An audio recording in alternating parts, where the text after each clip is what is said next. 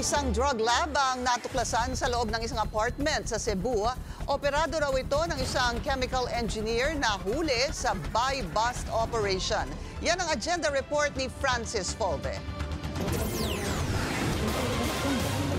Sinalakay ng pinagsanib na puwersa ng PNP at PIDEA ang isang apartment unit sa Barangay Zapatera sa Cebu City.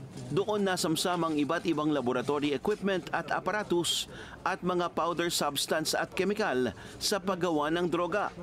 Bunga raw ito ng halos 5 buwang surveillance.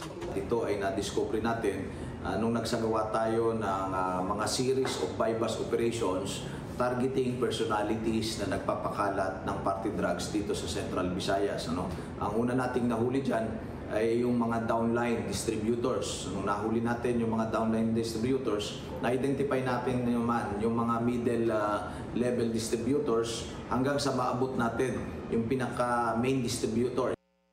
Unang nadakip sa buy-bust si alias Tepen noong June 27. Nakuha sa kanya ang nasa 2.2 milyong pisong halaga ng party drugs, sabu at cocaine. Napag-alaman na isa siyang chemical engineer na ginawang clandestine kitchen-type drug laboratory ang inupahang apartment simula pa noong 2022. Kinasuhan na ang suspect ng paglabag sa RA 9165 o Comprehensive Dangerous Drugs Act of 2002. During the implementation ng search warrant, meron din tayo na-recover na isang caliber 38, isang 9mm na pistol, ganon din ang mga explosives, merong granada at 2 bala ng M203 grenade launcher.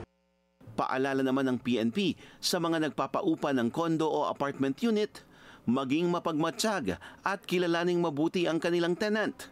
May legal sanction daw kapag napatunayan na gamit sa krimen ang kanilang property. Para sa agenda, Francis Folbe, Billionaire News Channel.